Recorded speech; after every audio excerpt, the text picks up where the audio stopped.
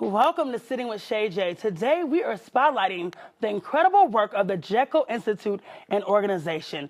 They are dedicated to increasing diversity in STEM, science, technology, engineering, and mathematics. Joining me today is Toy Massey, the founder of the Jekl Institute, who is empowering underrepresented communities and inspiring the next generation of innovators. Thank you so much for being here, Toy. Thank you so much for having me, Absolutely. Shay. I've been waiting for this. This has been a long time coming, okay? Really? Yes. I've been waiting too. We've been waiting together. I mean, you have been doing such inspiring work, and I'm excited for the world to hear about this. Tell me the vision behind Jekl Institute. So, as a woman who holds master's degrees in mechanical and nuclear engineering, I was at work in the aerospace community, could not pull women, young women and men of color especially, into the field fast enough. So I figured I'd have to go get them.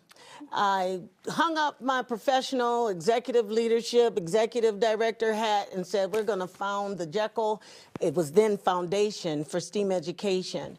We have evolved after launching STEM camps across 2 continents and 3 countries, East Africa, West Africa, to the Jekl Institute for global STEAM equity and access. And so with that being said, knowing that the number of folks that look like me are not in these spaces, and when we are not at these tables, the complete solution is usually not achieved. Therefore, we have problems with water in Flint, Michigan, or we have disparities in health care and medicine. And so that's really been the whole purpose of closing these gaps. The whole purpose of Jekl has been to get in there, embrace what we call the uninitiated, in order to change this face of technology forever, STEM forever, if you will. We are that support. We close the gap between the access and the opportunity, and we don't apologize for it. I don't know. If that's not impact, I don't know what is.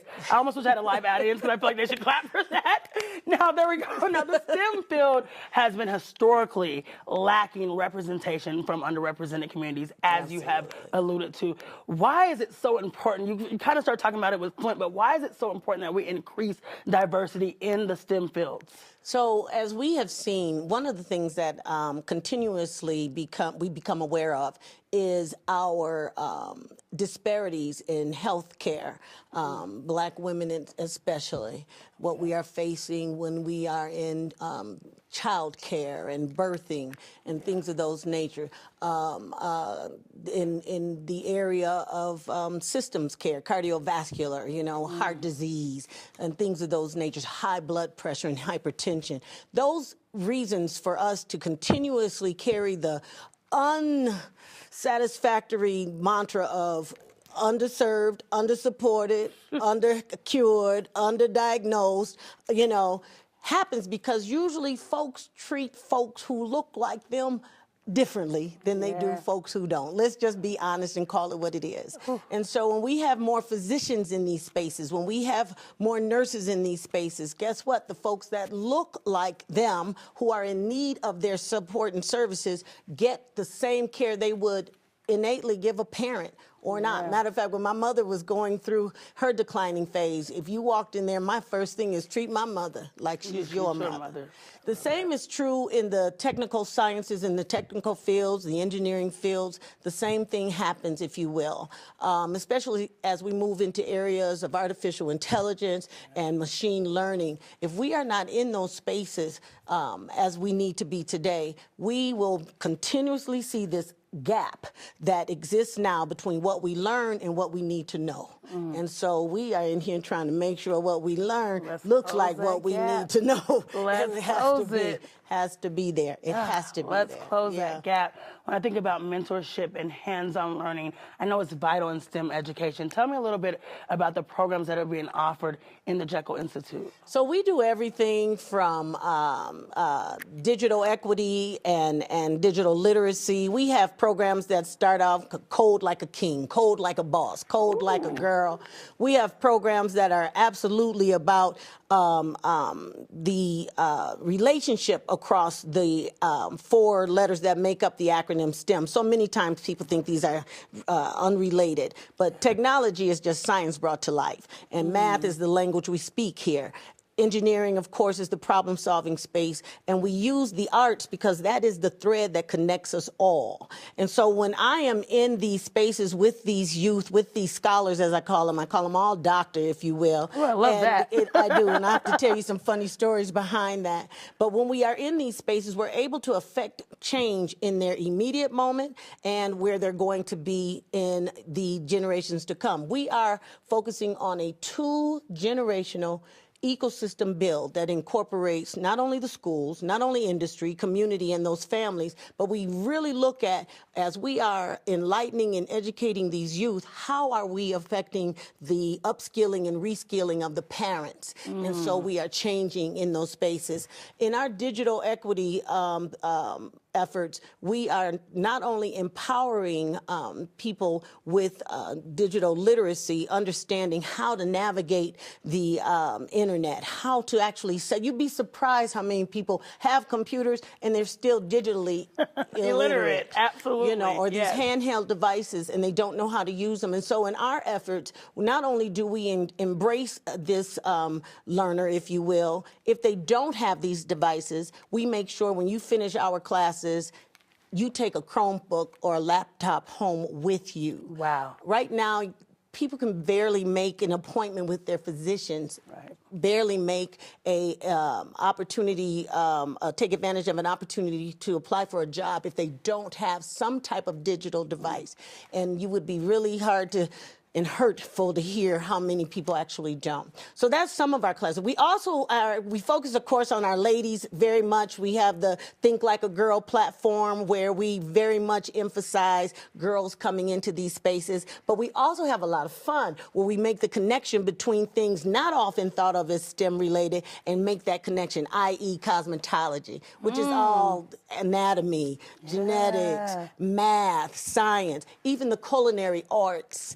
Again, math, science. You know, when Kennedy was a little thing, my daughter, who's now 22, and we'd sit there and I'd say, here's a glass of white milk. Here is red ketchup. I'm going to pour the red ketchup into the white milk, and I'm going to, she said, pink, and I said, science.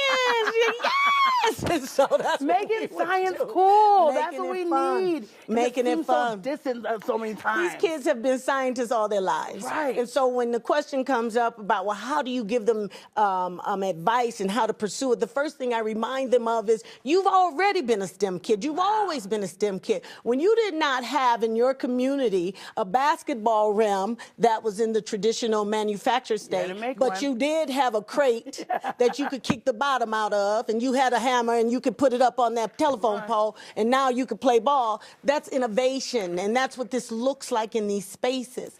The other thing is we make the connection between the things they do in their everyday life and those who look like them that they may not have known been involved. So, for example, we all use these handheld devices, these cellular phones, and we know when someone calls, we see the name, but we don't know that that caller ID platform was created by Dr.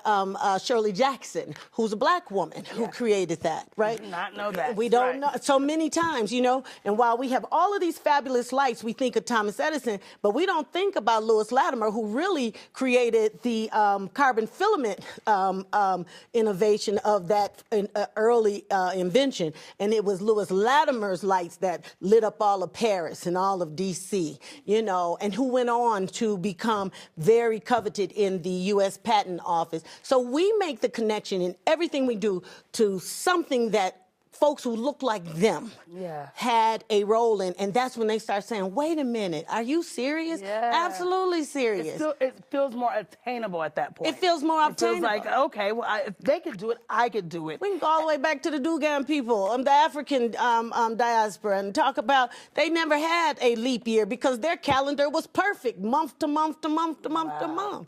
You know, and so astrology even being thought of even back then. They don't know many times in this community alone that we have an Ed Dwight, you know, and that they can call on him. And not only is there, again, a connection between the STEM disciplines, he was an engineer, but he's also a sculptor. And when they go over there to City Park and they walk through the MLK Memorial, that's the same man who was the first black astronaut, you know, who wasn't at that time able to take his trip, but he was appointed by President John F. Kennedy, I believe, at that time. for the first time in his life, he finally, at 90 years old, took that trip around the world. You know, now, in let me the ask you galaxy. this. So I feel like I have been educated in this moment, right? And really thinking about the different levels of STEM. And like you said, some things that we don't even identify as a connector. So for that student that's sitting at home and saying, what do I do to get started? I'm interested, and I feel like, because we know STEM is taking over financially, it's a great field to be in. What's your advice? What is their first step that they should take? So the first thing I need them to recognize is that they are already STEM kids. They're STEM, okay? Every time they pick up that device and they're playing digital, playing games, and so we're talking at that point AI. They don't even realize it. Machine learning. They're doing it right there, and they're doing it seamlessly and without thinking about it. So one of the first things they might want to do is identify, what do I really enjoy doing? And so if it's that young person who says, well, I like gaming, well, then let's talk about moving you into some spaces where you're not the one the data is being collected on because you're playing a game. How about we shift you to where you collect the data through your research and the things that you create? And we start making those connections. Representation is absolutely, unambiguously key. They need to see folks that look like them in these spaces. And so Jekl does not apologize for asking those who look like the children we're trying to reach to step up, step in, and let them see your faces. Become a mentor in these spaces. Make the connection between what it is they do on the daily and what these disciplines really require. And so that might mean mom, dad, guardians, whomever it is, neighbor, may have to do a little bit of research and work themselves. Be willing to go and sit in on the STEM workshops. We give the STEM workshops. We do pop-up workshops all over the country, but all over the city of Denver. And we really are starting to focus a lot more on how do we bring these activities together as a family. When I first went to almost immediately out of graduate school. My graduate program is at Howard University, and Dorothy Height was then living. Dorothy Height at that time was over the National Council of Negro Women. And so then they had partnered with the Chevron Company, and they had a family math and family science program, and they let this little black girl say that she could do this thing. And I'm here in the heart of D.C., and it was free to kids if they brought an adult. I didn't even realize the impact of that at the time. But what happens in that space, not only are we educating the young people, we are also empowering their first tutors, their first teachers, their parents, their grandparents, whomever that might be, to show how to encourage them in these spaces. That's a great STEM is point. Messy. It's a messy. So what we create these genius boxes and all these different activities, and we probably need to start adding some disclaimers. Jekl is not responsible for your carpet, your curtains, seen these boxes you have. whatnot. But we want them to not be afraid to try, and especially not to be afraid to fail, to make the connection that fail is not failure. Failure is I'm not doing it again. Fail is, let me redesign this thing. Engineers, we never fail. We just redesign it. Redesign and figure out what the next step is. Figure out what the next step is. I hope someone at home is encouraged by this, because I know I'm encouraged, and I wish I saw how fun science was at a young age, but it is not too late. Finally, for viewers who are at home that want to support Jekl Institute, they want to help, they want to be a part of making sure that we are promoting diversity in STEM, what is the best way for them to get involved? So we have opportunities for them to help us with fulfilling these orders and fulfilling the STEM packages and the genius boxes that we distribute. You can get in touch with us through our webpage, thejeklinstitute.org.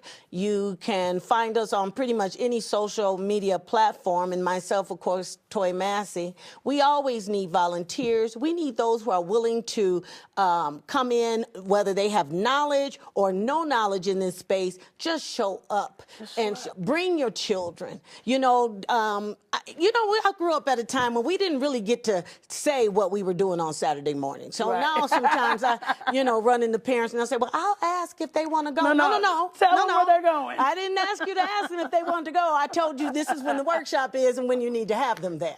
I'm not mad at that. That's what I like. That's how we make sure we have impact right here in our community. That's right. Thank you so much, Joy. so much. You have shared an inspiring work that you're doing with Jekl Foundation, the Institute, and I'm excited because it's really empowering our underrepresented communities. Yes. And we need this. The future of innovation truly depends on diverse perspectives. And Absolutely. I truly believe that your dedication to creating these opportunities has not gone unnoticed. Very and we want to thank you. You're making a significant impact right here and beyond. So our viewers, if you'd like to learn more or support the Jekl Institute, please visit thejeklinstitute.org. Remember, your voice has the power to inspire change. So keep rising, keep shining. Until next time, I'm Shay J, and together we can create impact. Thank you so much for watching Sitting with Shay J.